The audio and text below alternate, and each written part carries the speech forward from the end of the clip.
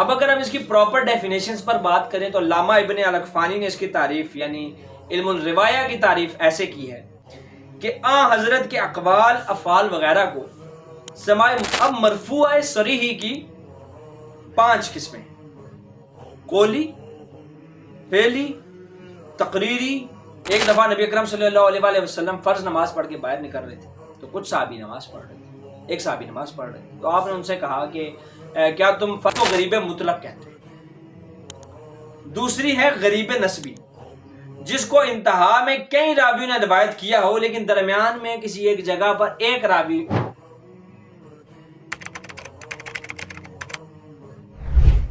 میرے بھائیوں، تعارف، ارتقاء مراحل اور حجیت حدیث کے بعد ہم واپس اصول حدیث کی جانب آتے ہیں۔ علامہ ابن الاقفانی نے اصول حدیث کی 2 اقسام بیان کی: علم الروایہ اور علم الدرایہ۔ میرے بھائیوں، علم الروایہ اس علم کو کہتے ہیں جس میں احادیث کی سند کے اوپر، سند میں موجود راویوں کے اوپر اور ان کے احوال کے اوپر مباحثے اور مخاصمے کیے جاتے ہیں، جن کی مدد سے یہ فیصلہ کیا جاتا ہے کہ یہ حدیث صحیح ہے یا یہ حدیث ضعیف ہے یا یہ حسن ہے یا مرفوع ہے یا موقوف۔ علم الدرایہ اس علم کو کہتے ہیں جس کے اندر آپ اس کے متون یعنی اس کے کانٹینٹ کے اوپر مباحثے اور مخاصمے کرتے ہیں، اس کو علم الدرایہ کہتے ہیں۔ اب اگر ہم اس کی پراپر ڈیفینیشنز پر بات کریں تو علامہ ابن الاقفانی نے اس کی تعریف یعنی علم الروایہ کی تعریف ایسے کی ہے کہ حضرت کے اقوال افعال وغیرہ کو سماع متصل اور ضبط صحیح کے ساتھ نقل کرنے کے طریقوں کو علم الروایہ کہتے ہیں، یعنی کہ وہ متصل ہو، کنیکٹڈ چین ہو، ٹھیک ہے، اور سماع جو ہے متصل ہو، ٹھیک ہے، اور راوی نے جس طرح سنی اسی طرح بیان کر دی ہو، یہ چیز جانچنے اور اس کو پڑتال کرنے کے نالج کو علم الروایہ کہتے ہیں۔ صاحب کشف الظنون نے اپنی کتاب کے اندر لکھا کہ ایسا علم جس میں نبی اکرم کی جانب نسبت کے تعلق کو جاننے کی کوشش، روات کی عدالت، ضبط کے پہلو، سند کے انقطاع اور اتصال کے پہلو سے متعلق بات کی جائے، یعنی ایسا علم جس میں سند کے اندر کوئی انقطاع ہے یا نہیں، یا وہ متصل ہے، یا اس کے اندر راوی کے اندر ضبط کی صلاحیت ہے یا نہیں، یا راوی عادل ہے کہ نہیں، ان تمام چیزوں کو جانچنے اور پرکھنے کے علم کو علم الروایہ کہتے ہیں۔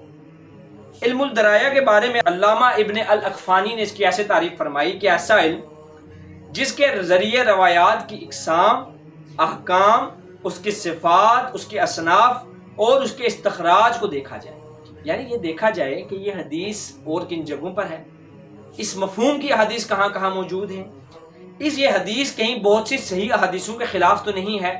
اس چیز کے جانچنے اور پرکھنے کے طریقے کو علم الدرایہ کہتے ہیں۔ امام ابن حجر عسقلانی نے اس کی یوں تعریف فرمائی کہ ان قواعد اور ضوابط کا نام جو راوی اور مروی کے حالات کو پہچاننے کا ذریعہ ہو۔ اسی طرح علامہ ابن جماعہ نے اس کی تعریف ایسے فرمائی کہ ایسا علم جس سے سند اور متن کے احوال معلوم ہو۔ یعنی آسان الفاظ میں ایک بار پھر رپیٹ کر دیتا ہوں کہ علم الروایہ حدیث کے 2 حصے ہوتے ہیں، ایک سند ہوتی ہے، ایک متن ہوتا ہے، ایک چین ہوتی ہے، ایک کانٹینٹ ہوتا ہے۔ چین کے اوپر جو باتیں کی جاتی ہیں، چین کے اندر موجود جو لوگ ہوتے ہیں، ان کے حالات، احوال اور ان کی راجع ہونے کے اسلوب کو اور اس نالج کو علم الروایہ کہتے ہیں۔ اور متن کے اوپر کی گئی ریسرچز، کانٹینٹ کے اوپر جو حدیث کے الفاظ ہوتے ہیں، اس کانٹینٹ کے اوپر کی گئی ریسرچز کو علم الدرایہ کہتے ہیں۔ میرے بھائیوں، اس کورس کی سب سے آخری اور سب سے امپورٹنٹ چیز اقسام حدیث ہے۔ تو آج ہم اس کی تمام یا جتنی بھی پاسبل اس کی اقسام ہو سکتی ہیں، ہم ان کو آج ان کی ڈیفینیشنز پڑھ کر ان کو سمجھنے کی کوشش کریں گے۔ میرے بھائیوں، سند کے اعتبار سے حدیث کی 3 بنیادی قسم: حدیث مرفوع، حدیث موقوف اور حدیث مقطوع۔ حدیث مرفوع حدیث کو کہتے ہیں جس میں حدیث کی نسبت سرکار دو عالم صلی اللہ علیہ وآلہ وسلم تک پہنچتی۔ موقوف حدیث ایسی حدیث کو کہتے ہیں جس کی نسبت کسی صحابی سے ہو، کسی صحابی کا قول ہو، کسی صحابی کا فعل ہو۔ ایسی حدیث کو حدیث موقوفہ کہتے ہیں۔ اس کی پہچان یہ ہے کہ قال ابن عباس، فعل ابن عباس اور عن ابن عباس، اس کے سٹارٹ میں ایسے لکھا ہوگا، اس سے پتہ لگ جائے گا کہ یہ حدیث موقوفہ ہے۔ تیسری ہے مقطوع حدیث، ایسی حدیث جس کی نسبت کسی تابعی تک پہنچتی۔ بہت سے لوگ اور بہت سے محدثین ایسی حدیث کو حدیث نہیں کہتے، وہ صرف مرفوع جس کی سند جو ہے وہ نبی پاک تک پہنچتی ہو، یا حدیث موقوف کو جس کی سند کسی تابعی تک پہنچتی ہو، ان کو تو حدیث کہتے ہیں، لیکن مقطوع کو حدیث نہیں بلکہ اثر کہتے ہیں۔ حدیث مرفوعہ کی دو قسمیں، صریحی اور حکمی۔ صریحی ایسی حدیث کو کہتے ہیں جس میں صراحتاً رسول اللہ صلی اللہ علیہ وآلہ وسلم کے اقوال، افعال اور تقاریر کو نقل کیا گیا ہو، جیسے کہا گیا ہو کہ آپ صلی اللہ علیہ وآلہ وسلم نے یوں فرمایا، آپ صلی اللہ علیہ وآلہ وسلم نے یوں کیا، یا آپ صلی اللہ علیہ وآلہ وسلم کے سامنے یوں ہوا اور آپ نے کچھ نہ کہا۔ ٹھیک ہے، یہ ہوتی ہے صریحی مرفوعہ یا مرفوعہ صریح۔ دوسری ہے حکمی، ایسی حدیث جس میں صراحتاً آپ کا قول یا فعل ذکر نہ کیا گیا ہو، لیکن آثار سے یہ معلوم ہوتا ہے کہ یہ بات آپ سے ثابت ہے۔ مطلب صحابی کوئی ایسی بات کہے جس کا علم اسے نہیں ہو سکتا۔ جیسے فضائل صحابہ میں ایک حدیث ہے کہ حضرت علی رضی اللہ تعالیٰ عنہ نے فرمایا کہ میں مثل عیسیٰ، بہت سے لوگ میری محبت میں غلو کر کے جہنم میں جائیں گے اور بہت سے لوگ میرے بغض کی وجہ سے جہنم میں جائیں گے۔ اب یہاں غیب کا علم ہونا شرط ہے، جو کہ کسی صحابی کے لیے محال ہے، تو یہ سمجھا جائے گا کہ سرکار دو عالم صلی اللہ علیہ وآلہ وسلم نے انہیں خبر دی ہوگی۔ یہ ہوتی ہے حدیث حکمی، یہ مرفوعہ کی دوسری قسم۔ اب مرفوعہ صریحی کی 5 قسمیں ہیں، قولی، فعلی، تقریری، احوال اور قدسی۔ قولی حدیث ایسی حدیث کو کہتے ہیں جس میں آپ صلی اللہ علیہ وآلہ وسلم کے ارشادات یا فرمودات ہوتے ہیں۔ فعلی حدیث وہ ہوتی ہے جس میں نبی اکرم صلی اللہ علیہ وآلہ وسلم اپنے ارادے اور اپنے اختیار کے ساتھ کوئی کام سر انجام دیتے ہیں۔ جیسے سیدنا ابو ہریرہ رضی اللہ تعالیٰ عنہ سے روایت ہے کہ نبی اکرم صلی اللہ علیہ وآلہ وسلم جب بھی اپنے کپڑے پہنتے تو دائیں طرف سے شروع کرتے، سیدھی طرف سے شروع کرتے، تو یہ ہوتی ہے فعلی حدیث۔ احوال یعنی ایسی باتیں جو نبی اکرم صلی اللہ علیہ وآلہ وسلم کے اپنے اختیار کے باہر ہوں یا ان کے اپنے ارادے سے باہر ہوں اور وہ وقوع پذیر ہوں، ٹھیک ہے، تو ان کو احوال کہتے ہیں۔ جیسے نبی اکرم صلی اللہ علیہ وآلہ وسلم کی آنکھیں، آپ کی داڑھی، آپ کی ناک مبارک، آپ کا سینہ مبارک، اب یہ نبی اکرم صلی اللہ علیہ وآلہ وسلم کے کنٹرول سے باہر، یعنی قولی، فعلی اور احوال۔ چوتھے نمبر پر تقریری، یعنی کہ نبی اکرم صلی اللہ علیہ وآلہ وسلم کے سامنے کوئی کام کیا جائے اور نبی اکرم صلی اللہ علیہ وآلہ وسلم اس کام سے منع نہ فرمائیں تو وہ بھی ہمارے لیے حجت بن جائے گی۔ جیسے ایک دفعہ نبی اکرم صلی اللہ علیہ وآلہ وسلم فرض نماز پڑھ کے باہر نکل رہے تھے، تو کچھ صحابی نماز پڑھ رہے تھے، ایک صحابی نماز پڑھ رہے تھے، تو آپ نے ان سے کہا کہ کیا تم فرض پر فرض پڑھ رہے ہو؟ انہوں نے فرمایا نہیں یا رسول اللہ، میری شروع کی 2 سنتیں رہ گئی تھی، میں ان کو بتا دوں۔ تو نبی اکرم صلی اللہ علیہ وآلہ وسلم وہاں سے چپ کر کے چلے۔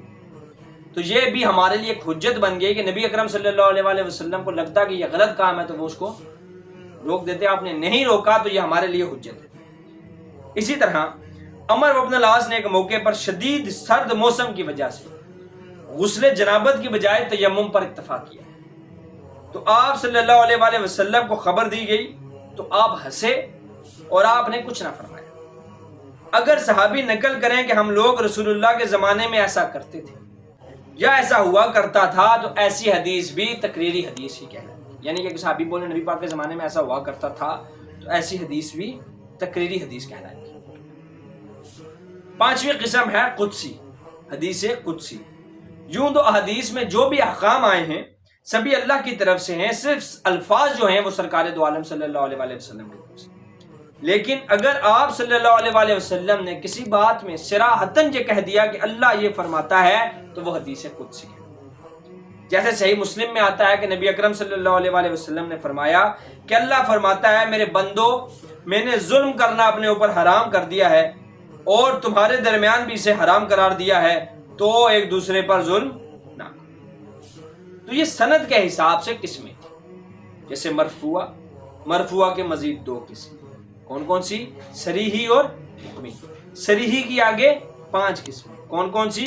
قولی، فعلی، احوال، تقریر اور قدسی۔ ٹھیک ہے۔ سند کے اعتبار سے مرفوعہ کے علاوہ موقوف اور مقطوع۔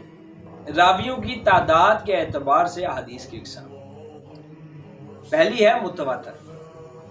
تواتر کے لفظی معنی تو تابع کے ہیں، یعنی پے در پے یا ایک دوسرے کے پیچھے آنا، اسی سے متواتر لفظ نکلتا ہے۔ اصطلاح میں متواتر حدیث اس حدیث کو کہتے ہیں جس کو رسول اللہ صلی اللہ علیہ وآلہ وسلم سے آج تک ہر طبقے کی اتنی بڑی تعداد روایت کرتی چلی آئی ہو کہ اس سے عادتاً ان کا جھوٹ پر متفق ہونا ممکن نہ ہو۔ یعنی وہ حدیث اتنی زیادہ عام ہو، اتنی زیادہ مشہور ہو، اتنی زیادہ صحیح اور معتبر لوگوں سے بیان ہوتی آئی ہو کہ اس کا جھوٹ پر قائم ہونا یا کھڑے ہونا محال ہو۔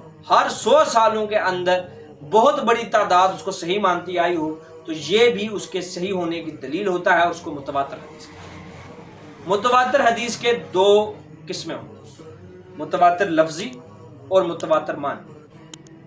متواتر لفظی وہ حدیث ہے جس کے الفاظ تواتر کے ساتھ منقول ہو، جیسے حدیث مسح علی الخفین کے، یہ 70 صحابہ سے مروی، جرابوں پر مسح کرنے کا جو بیان ہے اس روایت کو 70 صحابہ نے بیان کیا۔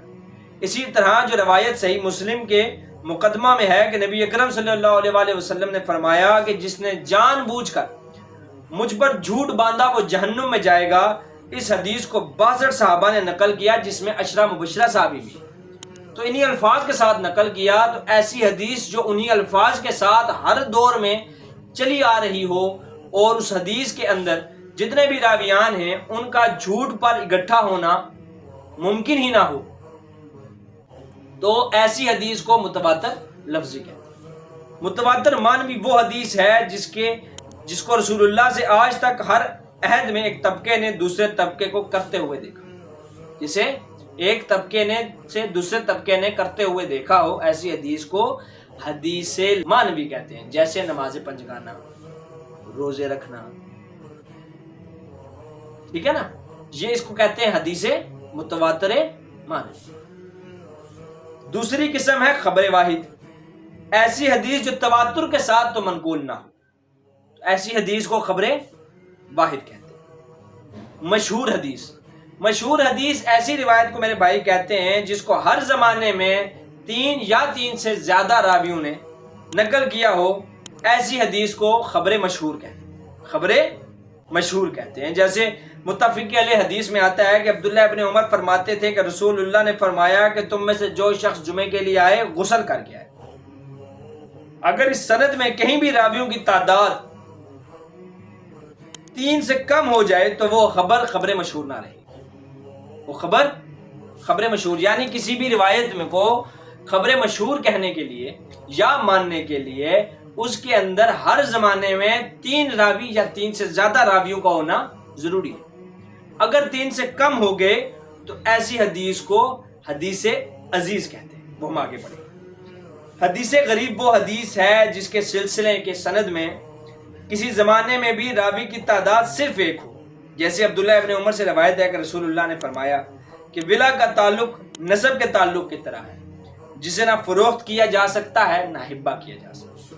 اب یہ حدیث جو ہے یہ غریب حدیث ہے۔ غریب حدیث کی 2 قسمیں، غریب مطلق اور غریب نسب۔ ایسی حدیث جس کی سند کی بنیاد میں تنہا 1 راوی ہو، یعنی رسول اللہ صلی اللہ علیہ وآلہ وسلم سے نقل کرنے والے صرف 1 راوی ہوں، یا حدیث موقوف میں صحابی سے نقل کرنے والے صرف 1 تابعی ہوں، جیسے بخاری کی پہلی حدیث ہے کہ اعمال کا دار و مدار نیتوں پر ہے، اس کے صرف 1 ہی راوی ہیں حضرت عمر فاروق۔ اب جہاں بھی دیکھو گے آپ کو اس حدیث کے راوی کون ملیں گے؟ عمر فاروق۔ تو ایسی حدیث کو غریب مطلق کہتے ہیں۔ دوسری ہے غریب نسبی، جس کو انتہا میں کئی راویوں نے روایت کیا ہو لیکن درمیان میں کسی ایک جگہ پر 1 راوی ان سب سے بیان کرتا۔ جیسے ایک روایت ہے کہ ہم سے عبداللہ بن یوسف نے بیان کیا، وہ کہتے ہیں ہم کو امام مالک نے خبر دی، وہ کہتے ہیں ہمیں ابن شہاب زہری نے خبر دی، اور انہیں انس بن مالک نے آ کر خبر دی کہ فتح مکہ کے دن رسول اللہ جب مکے میں داخل ہوئے تو آپ نے خبر دی کہ ابن خطل کعبے کے پردوں سے لٹک رہا ہو تو اسے قتل کر دیا۔ اس روایت کے بہت سے راوی ہیں، لیکن ابن شہاب زہری سے تنہا امام مالک روایت کرتے ہیں۔ ٹھیک ہے، ابن شہاب زہری سے صرف امام مالک ہی روایت کر رہے ہیں، تو اسے فرد نسبی یا غریب نسبی کہا جاتا ہے۔ میں اس کو مزید آسان کر کے سمجھوں کہ غریب حدیث ایسی حدیث کو کہتے ہیں جس کی روایت کرنے والا محض ایک آدمی ہے۔ اس کی دو قسمیں ہیں، غریب مطلق اور غریب نسبی۔ غریب مطلق وہ ہوگا جس کے اندر راوی جو ہے وہ یا نبی پاک سے، وہ ایک راوی خالی نبی پاک سے سن رہا ہے، یا ایک راوی کسی صحابی سے سن رہا ہے، اور وہ ہر جگہ پر اسی راوی سے ہی بیان ہو رہی ہے، تو ایسی حدیث کو غریب مطلق کہتے ہیں، جیسے اعمال کا دار و مدار نیت۔ اسی طرح غریب نسبی جس کو بہت سے راوی تو بیان کرتے آئے ہوں، لیکن ایک پوائنٹ پر یہ سارے راوی ایک ہی راوی کو بیان کر رہے ہیں، یعنی اسی ایک راوی نے اس سے بھی سنا، اسی ایک راوی نے اس سے بھی سنا، اسی ایک راوی نے اس سے بھی سنا، اسی ایک راوی نے اس سے بھی سنا، دوسرا کوئی اور راوی موجود نہ ہو، تو ایسی حدیث کو غریب نسبی کہتے ہیں۔ خیر، حدیث عزیز جیسے میں نے آپ کو بتایا 3 سے کم ہو جائیں راوی حدیث مشہور کے تو وہ حدیث عزیز بن جاتی ہے۔ تو ایسی حدیث جس کے روایت کرنے والے کسی بھی زمانے میں 2 سے کم نہ ہوں، ایسی حدیث کو حدیث عزیز کہتے ہیں۔ جیسے اب یہ روایت جو ہے کہ ہمیں بیان کی یعقوب بن ابراہیم نے، ان کو ابن علیہ نے، وہ عبدالعزیز بن صہیب سے روایت کرتے ہیں، اور وہ انس سے اور وہ نبی پاک سے نقل کرتے ہیں کہ ہم کو آدم بن ابی ایاس نے بیان کی، اور ان کو شعبہ نے، وہ قتادہ سے نقل کرتے ہیں، اور وہ انس بن مالک سے کہ نبی اکرم صلی اللہ علیہ وآلہ وسلم نے فرمایا کہ تم میں سے کوئی شخص ایمان والا نہ ہوگا جب تک اس کے والد اور اس کی اولاد اور اس کے تمام لوگوں کی محبت سے زیادہ میری محبت نہ ہو۔ اب اس کو حضرت انس سے حضرت قتادہ اور عبدالعزیز بن صہیب نے سنا، اور عبدالعزیز سے اسماعیل بن علیہ اور عبدالوارث نے، اور ان سے ایک جماعت نے نقل کی۔ اس حدیث کو حدیث عزیز کہتے ہیں۔ اب کون سی حدیث قبول ہوتی ہے؟ قبولیت کے اعتبار سے 2 قسمیں، قبولیت کے اعتبار سے 2 قسمیں ہوتی ہیں، مقبول اور مردود۔ وہ حدیث جس کی سند یا درایت کے اعتبار سے رسول اللہ کی طرف نسبت کرنا صحیح ہو، راجح ہو، ایسی حدیث حجت ہو، اسے حدیث مقبول کہتے ہیں۔ اور وہ حدیث جس کی سند رسول اللہ صلی اللہ علیہ وآلہ وسلم کی طرف نہ پہنچتی ہو اور وہ راجح نہ ہو، خواہ وہ سند ضعف کی بنیاد پر ہو یا درایت کی بنیاد پر، ایسی حدیث حجت نہیں ہوتی بلکہ مردود۔ حدیث مقبول کی اقسام، اب ہم نے پڑھا حدیث مقبولہ کی 2 اقسام، مقبول اور مردود۔ اب مقبول کی اقسام کون کون سی ہیں؟ یا تو حدیث مقبول ہوگی سند کے اعتبار سے بھی اور متن کے اعتبار سے۔ اب وہ احادیث جو سندن قوی ہوں ان کو باعتبار سند صحیح کہتے ہیں، اور وہ احادیث جو متنن بھی صحیح ہوں انہیں باعتبار متن کہا جاتا ہے۔